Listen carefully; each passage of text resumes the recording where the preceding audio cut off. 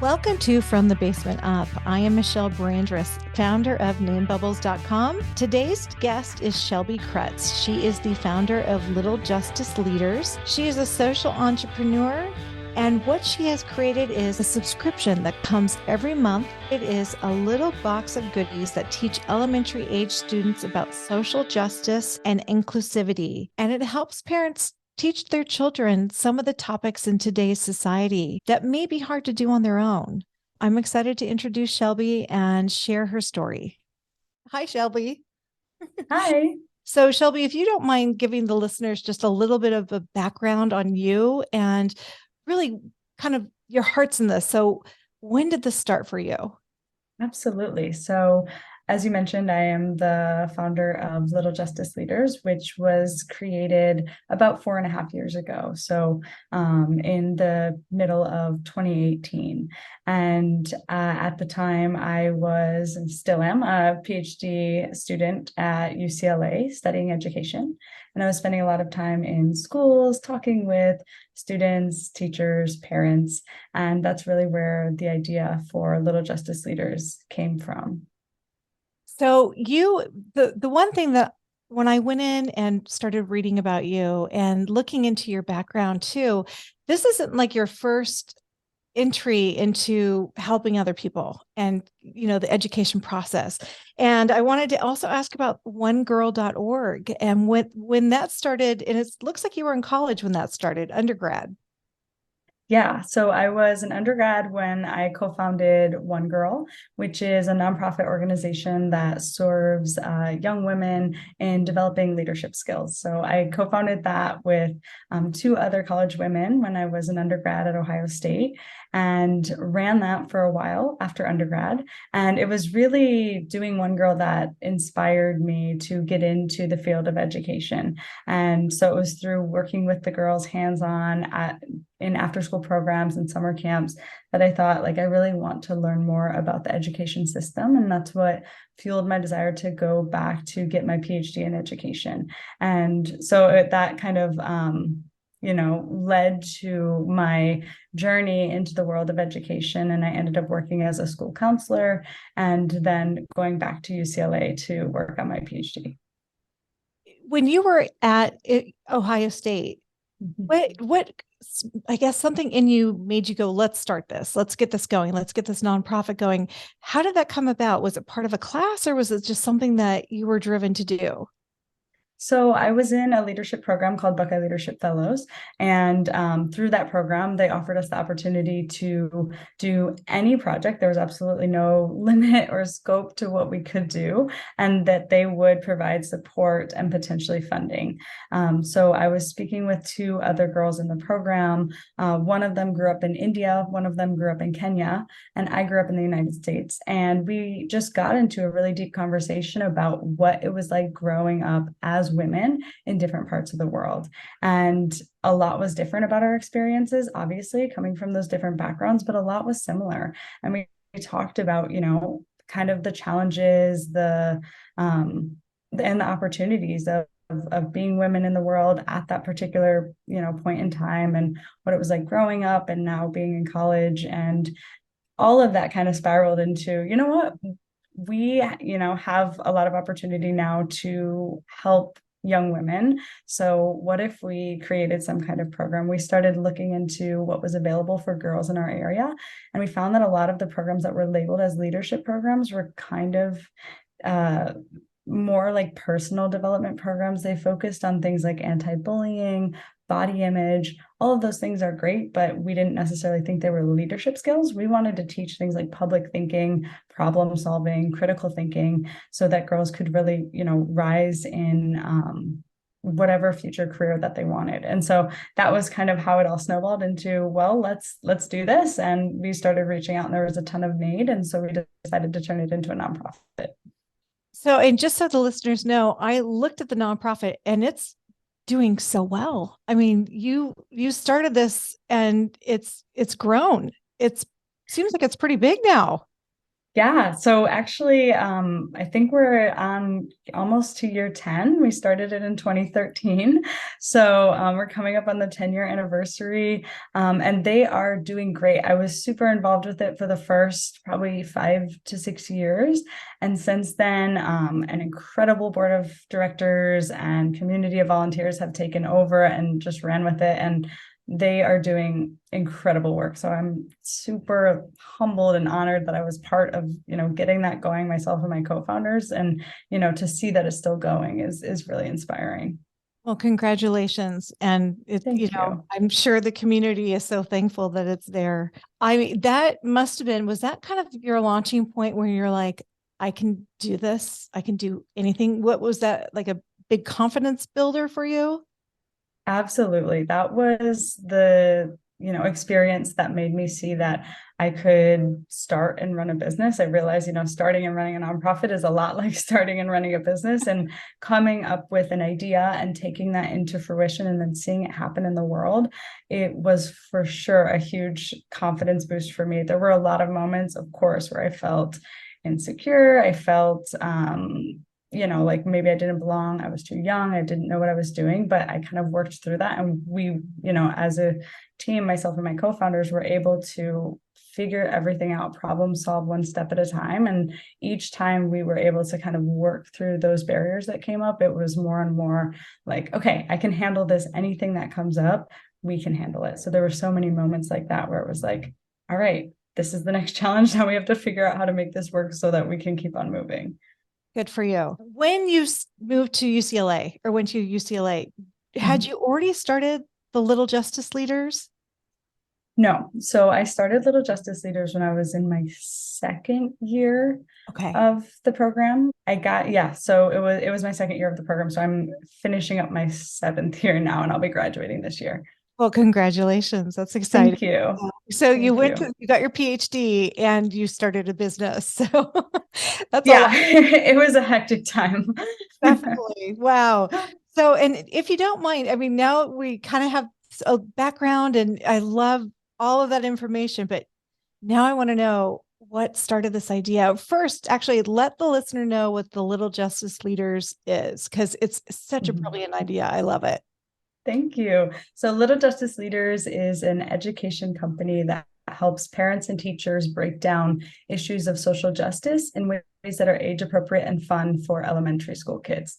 So we focus on taking big issues like race, gender, LGBTQ identities, and breaking them down in ways that are accessible and easy to understand for our youngest learners, our elementary school students.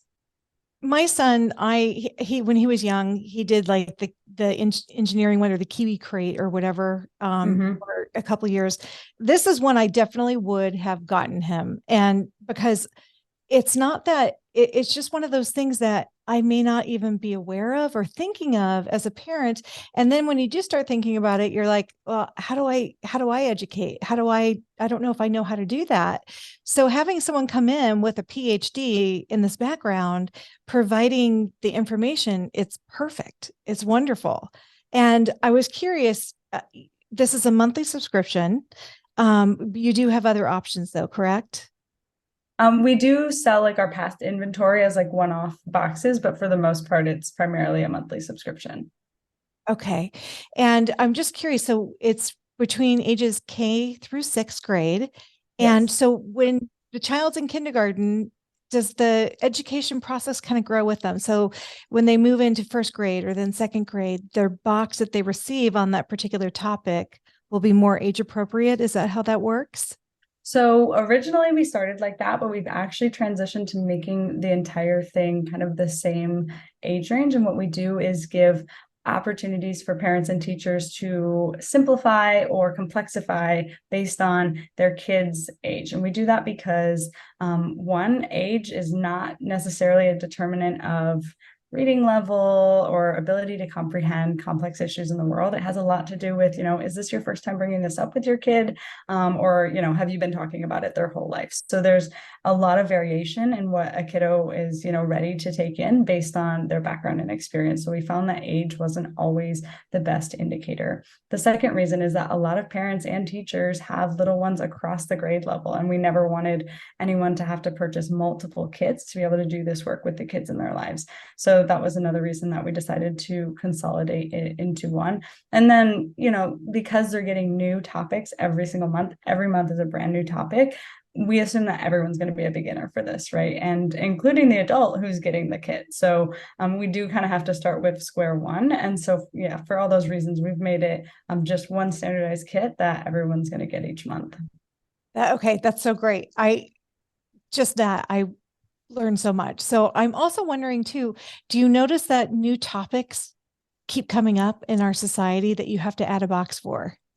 Unfortunately, yes. There are so many different issues to cover, and we try to be responsive to what's coming up in the media and what's on people's minds at the time. And then we'll also go back to some core issues and revisit them in different ways. So, for example, we'll look at racism, we'll look at LGBTQ identities, immigration, and look at them from different lenses. So, kids, if they're new to it, they're getting a new topic. But if they've been subscribing for a long time, they're getting another angle at a topic that they may have covered, a year ago. Do you have feedback from parents as far as boxes that they would like to see, or from teachers as well? Yeah, so we ask our community all the time, like, what do you want to see? What's on your mind? What's important to you? And they'll constantly reach out like, hey, this is something that I think is important, or I've never seen a box on this.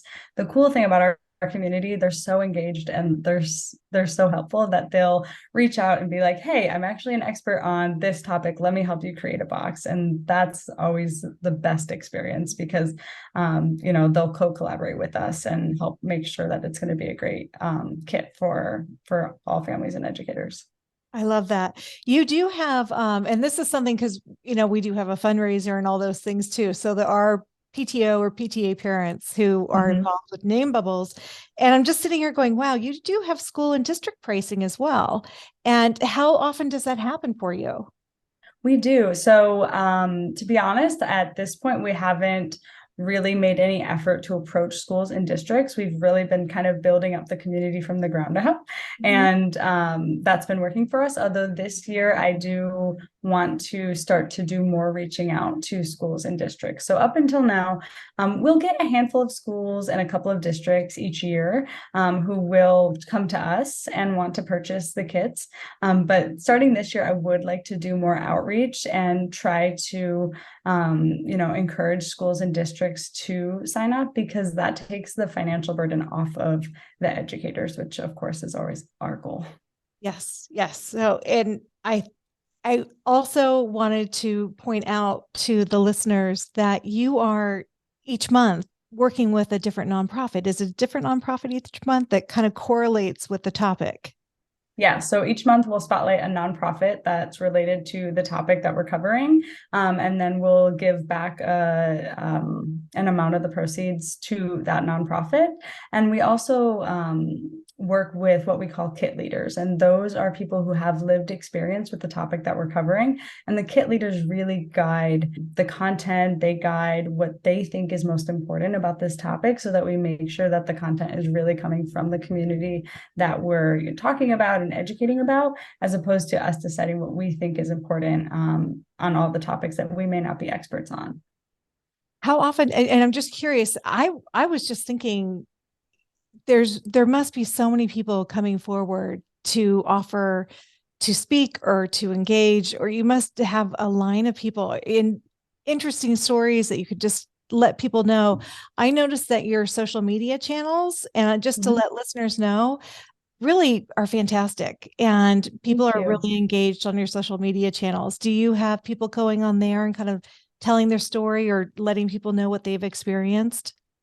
It's something we're working on doing more. So right now we've started doing a monthly Instagram live where we'll interview, whether it's one of our kit leaders that month or someone else that we've partnered with, to kind of share their story, share about their experience with the topic that we've covered. And yeah, we do have people reach out, authors who have written kids books on different justice issues and that kind of thing. And we're always looking for ways to collaborate with that community, because one of our core values is also getting this information out to everyone, regardless of their ability to pay. So our goal on our social media channels is just to get as much free content out there so that everyone can access it, even if they're not able to purchase the subscription right now. So I'm glad you brought up core values. I wanted to ask, could you like let us know what all the core values are? And I love that you have them because not all companies do.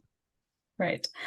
So we have a couple. We have like core values, and then we have kind of like our core views of how we view the world, which is really probably more interesting. So a few of them is like off the top of my head, one is that we don't view ourselves as experts. We view ourselves as co-creators of learning experiences, and we want to learn from our community. That includes educators, that includes our social media following, that includes the kiddos that we work with. And we believe that everyone brings something to the table. So we never want to position ourselves as always having all the information. We know we get it wrong sometimes. We know we're not experts on every topic. Nobody is. And so that's like a really important thing for us, which is why we have the kit leaders every month, so that we can kind of spread out the knowledge. And we always have multiple kit leaders. That's because a second one of our values is that everyone has a different experience, and there aren't really a lot of hard truths when it comes to social justice.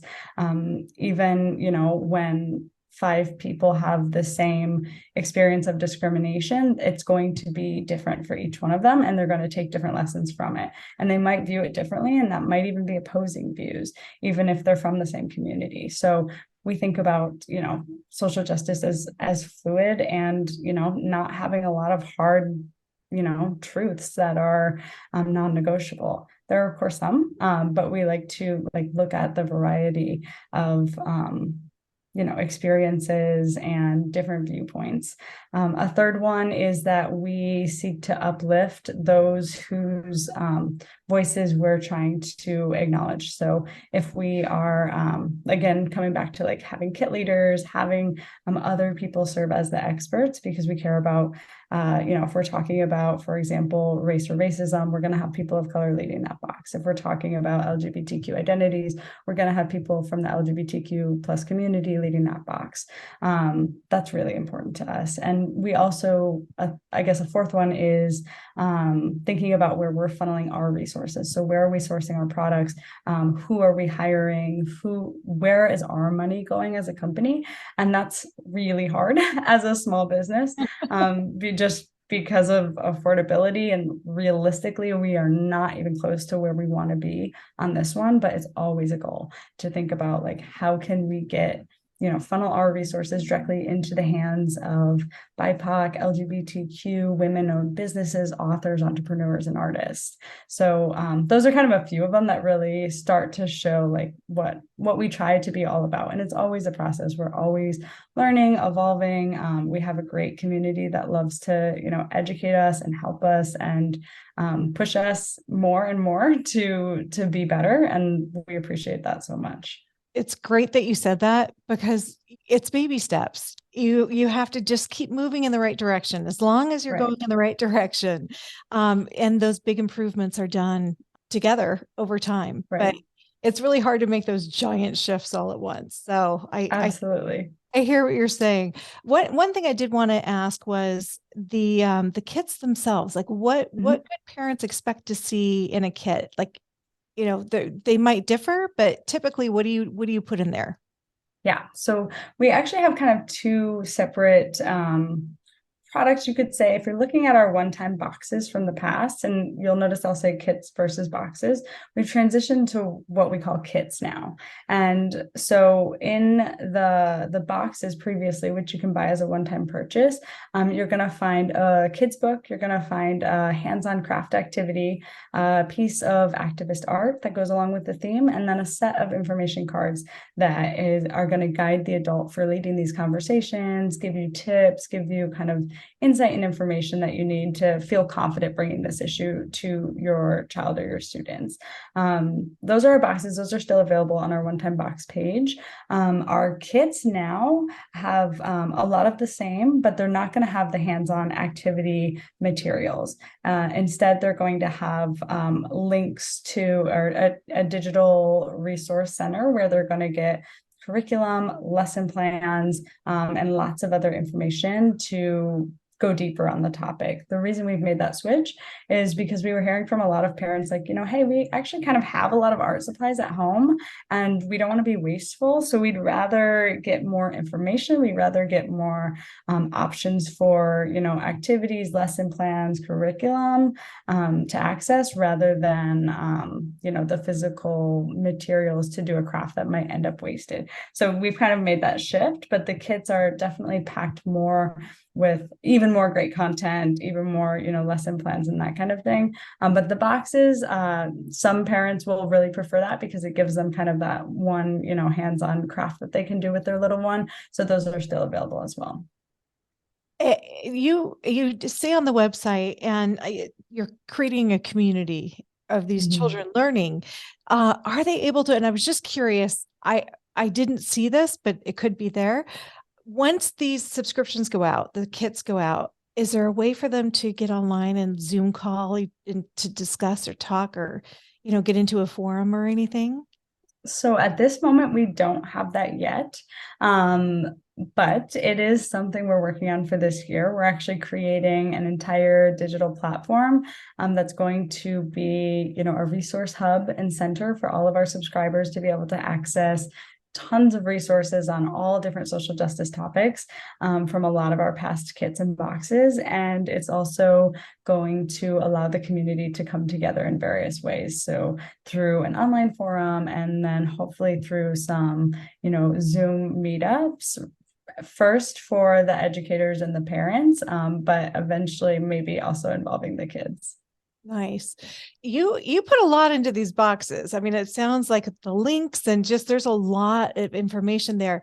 What is the process? Like, how long does it take from, the brainstorming or the idea to the actual launch of the kit? Like, what is involved in the process? Yeah, so we have it on kind of like a 6-week timeline for creating each kit. So we'll start like 2.5 months in advance. Sometimes it's not always exactly on time since I'm also still in school, but the process, like we'll have the idea for the kit theme. At that point, we start looking for books and we start looking for potential kit leaders. So we'll go through our, network of partners and, amazing activists who we look up to and start reaching out to people asking like, hey, do you want to collaborate on this one? And once they agree to it and, around that time, we might be finalizing the book. Our kit leaders will provide us with lots of great information about what they think is important about this topic. We'll take all of those responses and we'll usually have 3 to 5 kit leaders. We'll take those responses. Our curriculum team is incredible and they will put that into a kid-friendly format that, really breaks it down for parents and teachers so that the adult can get all the content they need to feel, good about bringing this to their kids, and then also like how to bring it to your kids in an age appropriate way. So they take that and then our kit leaders will review it. We'll work with them to make sure it's everything that they imagined. At the same time, our curriculum team is creating a whole bunch of supplemental curriculum to go with it. So that's lesson plans to go along with the book that we've included. And lesson plans to go along with other books that parents or teachers might rent from the library and other activities and that kind of thing. So they're kind of working on all of this simultaneously. We also will either create a piece of art or source a piece of art from an activist artist. And that is usually comes in the form of a sticker, a poster, or a magnet that's going to go in the kit. And so then, we have a small business owner who runs a print shop and she does our printing, which is awesome. So then we get everything to her. She gets it back to us. And we pack up the kits and get them out the door. So it's quite a long process. But it's really fun. It's really collaborative. We work really closely with the kit leaders. We have a couple of curriculum writers who are educators themselves. And so, just kind of all of us working together to really get it to the point where we feel good about it. Actually, it sounds like a fun process too. It sounds like It's very fun. you're meeting a lot of really interesting people. Absolutely. And I learn so much every month about whatever topic we're covering. That's very, very neat. So Mm-hmm. as far as I guess I'm just curious. I've seen you have your online presence, and that's Mm-hmm. littlejusticeleaders.com. And then of course there's Yes. social media channels. So as far as getting out to everyone, where do you see like, is it mostly in urban areas or certain states that have started to kind of find out about you? How are you starting to advertise and get the word out? Yeah, so it has mostly been through social media and organic social media of, people sharing our, early subscribers sharing their subscriptions with their friends. And so that's been, incredible. We do have subscribers all across the US. They tend to congregate in the larger cities where people may, have more liberal values. But we see subscribers across the whole United States, and we even have some international as well. Very difficult with international shipping because it's very expensive. But we have, a few people who are super committed and they get those boxes internationally as well. So it's very much been organic word of mouth, because we haven't had any kind of outside funding. I didn't have any money personally to put in it since I'm also a college student. And so, yeah, it's been kind of a slow growth process, I would say. But just getting the content out there, and we found that there was a lot of people who wanted it. And so we've been able to build the community that way. I mean, absolutely. I think it's so necessary, and I think it's going to be so helpful for families everywhere. I'm curious as far as like, because I know you're getting your PhD. Mm-hmm. What are you planning on doing? Like next steps? Is it Yeah, so my goal is I graduate in June of this year, and my goal would be to just be able to do Little Justice Leaders full time. So right now I work, part time with the university, and I also work another part time job. And I'm not currently taking like a salary from the business, but my goal by June will be to be able to do that and to support myself, so that I can do this full time. And yeah, that's really my dream. That's what I'm hoping for. I'm planning for. I hope that happens too. So I think Thank you. this is a product that we need. I do have typically what I also ask when people come online or they come Mhm. on the show, is kind of the good and the bad. Like, what was the hardest lesson you learned? And then what was that like big win or that reward? I love hearing both of those. Yeah, definitely. So yeah, let me think about that. In terms of the big win, it's easy for me. Like I'll get messages from parents and teachers telling me stories about something that their kid learned or the way it impacted them, or just how much they wish they would have had something like this when they were kids, right?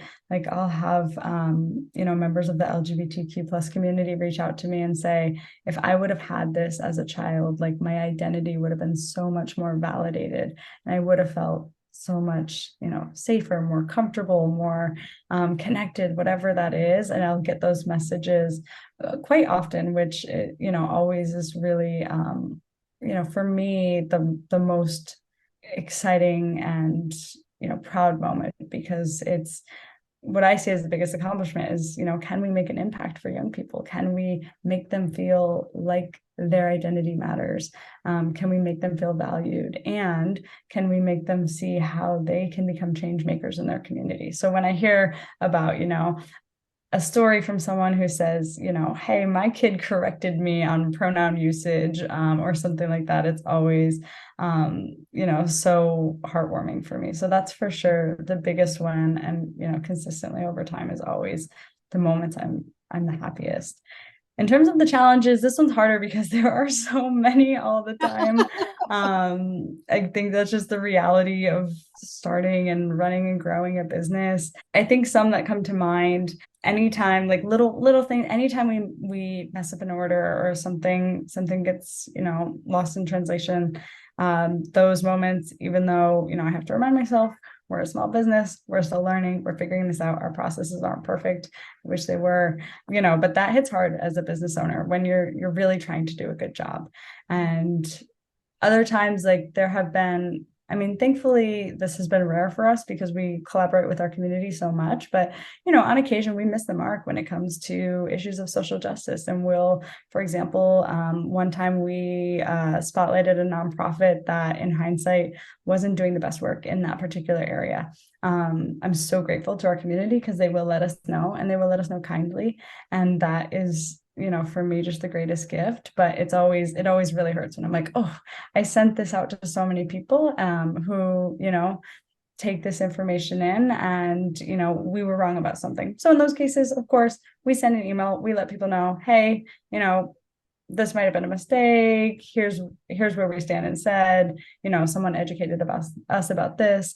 So it's a really good reflection moment. But of course, as a business owner, you always want to get it right. And so it can be, tough to have to face those moments too.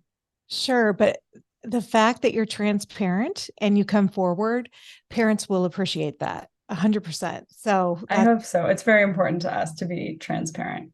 yes, definitely. And I know that I've had some of those painful moments myself. But I find that, bad news early is good news. So Yes. you do your best, and let people know where things had fallen down, and that, Absolutely. but I love that people participate and they contribute and they're helping you, kind of build out this really, it's huge. The topics are just, they're enormous, and there's so many.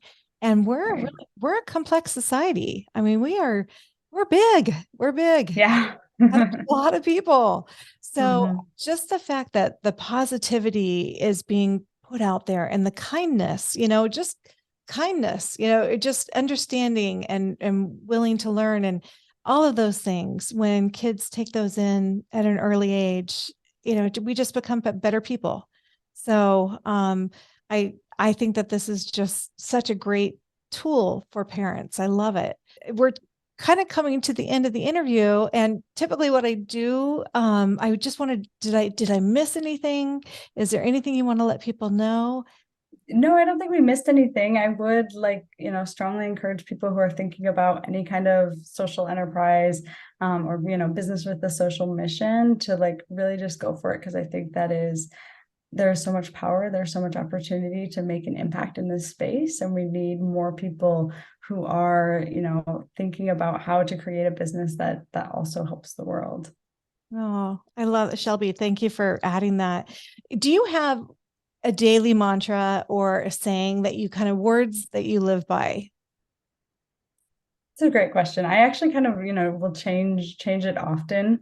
Right now, kind of in this period and moment of my life, I've been really focused on time and rethinking our relationship with time, and how so much pressure is put on us to make the most of our time. And so right now I've been really thinking kind of about the abundance of time and trying to live in the moment, all that fun stuff. So what I've been, telling myself is there's time for everything that matters. I can make time for everything that matters. That's just been really helpful for me, obviously juggling, multiple jobs and school and the business. And I think, I think we don't give ourselves enough grace when it comes to relaxing and, forgiving ourselves for the days that aren't as productive as we hoped, and letting ourselves rest when we need it. And so, because we have so much pressure to use our time wisely. And I think, I'm trying to grow in how I think about that and be more expansive in how I think about that. That is lovely and well put. And you're right. And I guess I also liked how you will move and change, and it evolves. It doesn't have to be the same thought or the same mantra or words to live by. Thank you for sharing all this. And, Yeah. everybody, please go visit Little Justice Leaders on the internet, and just see what's going on. Because I think that this is a fabulous, fabulous gift. And actually for kids getting through, summertime, all year round, but just when getting them away from those video games and Yes. into some learning, and dinner table talk too. So that's always a great thing to have, kind of the parent toolkit for dinner time. Thank you so much for being here on From the Basement Up. It was so nice to meet you. Thank you, Michelle. It's been great. I appreciate you having me. Thank you to our listeners for joining us for today's episode. And thank you to my amazing producer, Emily Flanagan. She deals with all my shenanigans.